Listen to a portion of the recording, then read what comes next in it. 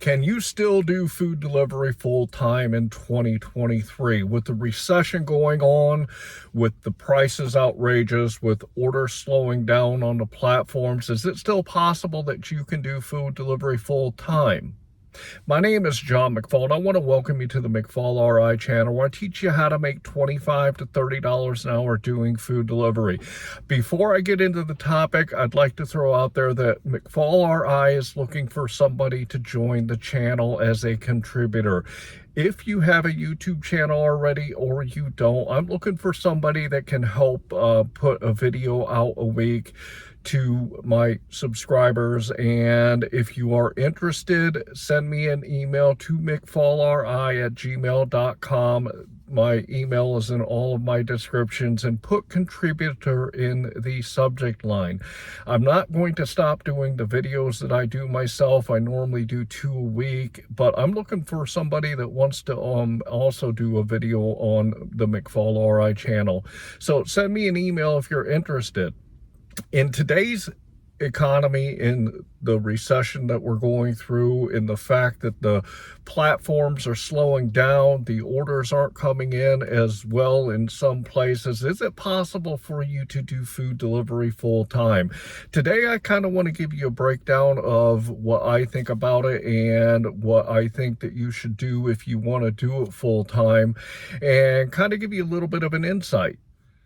So my experience with food delivery over the last over 2 years now is I started doing food delivery part-time. It was helping me supplement my W-2 income, and then I did it full-time for about 6 months. And then after that 6 months, I got another W-2 job. It wasn't related to the fact that I wasn't making money on food delivery. I just had personal reasons that I needed to have a W-2 job.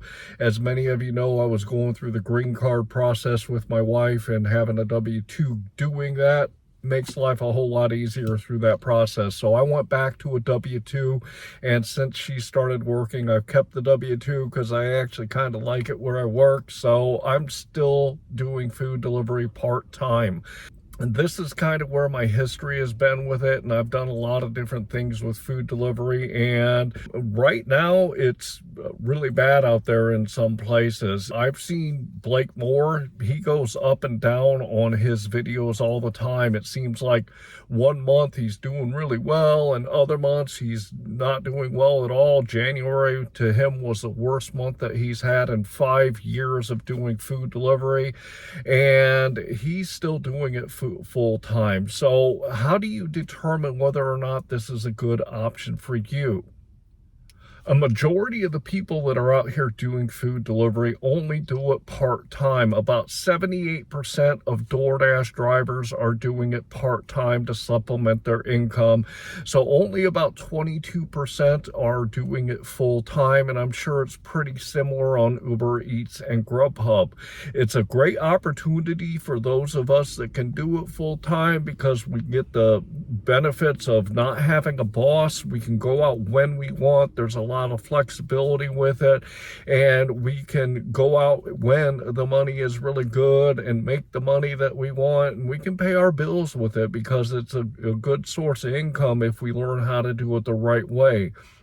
For me personally, if I worked in Auburn, Indiana here, which is the smaller town I work in, that's a population of 15,000 people, I wouldn't think of doing it full time in just this marketplace because it's so small, and the orders before things slowed down were not good enough for me to go out and do it full time. However, if I worked here in Fort Wayne full time, I'd probably still be able to make enough money doing it that I could make it work even now during the recession. So my first point that I want to bring up to you is it's truly dependent on your marketplace that you work in. If you work in a smaller marketplace that isn't going to give you the orders that you need to get out there and make the money that you want, then it's probably not a viable option for you. If you're brand new at doing food delivery and you're just getting into it and you don't know all the ropes yet, I'd really highly suggest that before you jump into full delivery full time, that you learn all the ropes. So it's really dependent on your marketplace, and it's really dependent on you whether or not you can make this a full-time thing or not. The economy is down today all across the world. You hear about it in England, Australia, in Europe, in Russia, in every place across the world is really, really slow right now. We're all going through it no matter what type of job that we do. If you want to do it full time and you want to use food delivery as your main source of income, make sure that you're going out there and learning DoorDash, Uber Eats, and Grubhub. Learn how the apps are working in your marketplace overall. Also, understand your marketplace and how your marketplace works to see if it can sustain you full time. If you want to do it full time and you understand how to do it and what to do when you're out there to make the good money, then go ahead and do it. If you understand how your marketplace works and you know when you can go out there to get the most money, then do it. If it's something that you or your marketplace can't do right now, I would suggest that you don't do it. But before you decide on whether or not it is something that you can do full-time, take a look at your situation individually and determine if it's something that you can do. I'm probably one of the only gig tubers out here that is talking about your income and your expenses. I talk about doing budgets in a lot of my videos, but one of the biggest things that you really need to do is you need to take the time to see what your expenses are per month and determine how much that is and apply what you need, what your expenses are, to your marketplace and to these apps, and see if your marketplace can sustain what you need. I always recommend to break down your budget and see exactly what it is that you need.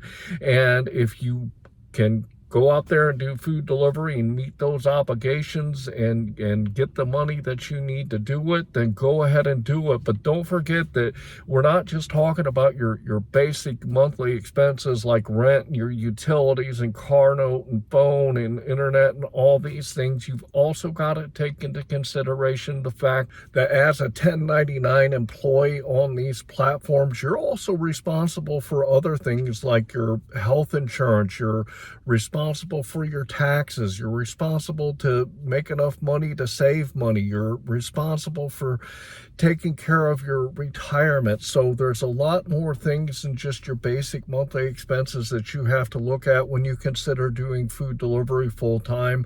And again, if you plot out all these numbers and you find that food delivery can meet these needs for you, go ahead and do it. Also remember that the time that we're going through right now, this bad time in the economy, is not going to last forever. At least we hope it's not.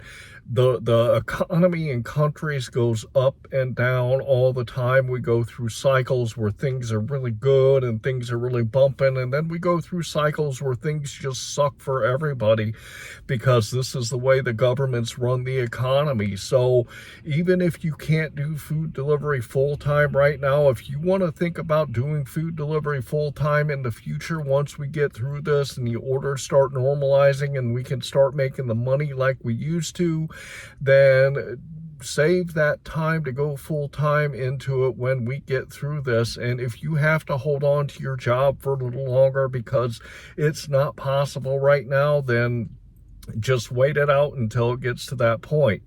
So I hope you guys really, if you're thinking about doing it full time, that you really analyze everything before you decide to do it full time. Want to ask you also, if you got value out of today's video, please like this video and subscribe to my channel. Also, if you are thinking about doing food delivery full-time, it's really important that you know where you are as far as your income when it comes to these food delivery platforms. I put together a metric spreadsheet that's going to help you understand your income when you're out there. I'm going to throw it up here on the screen real quick so you all can check it out.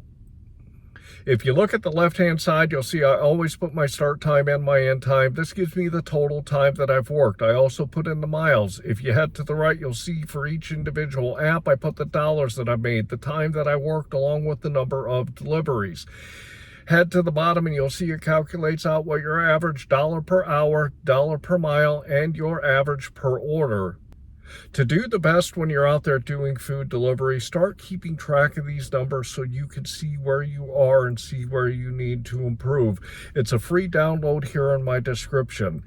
Also want to remind you that if you want to learn how to do food delivery, make that $25 to $30 an hour, go down into my food delivery playlist. It's chock full of a bunch of lessons down there that are going to help you get there. I just did a 4-part series on multi-apping last month, and it goes through the basics all the way up to the advanced stuff so that you can get a good idea on how to do it.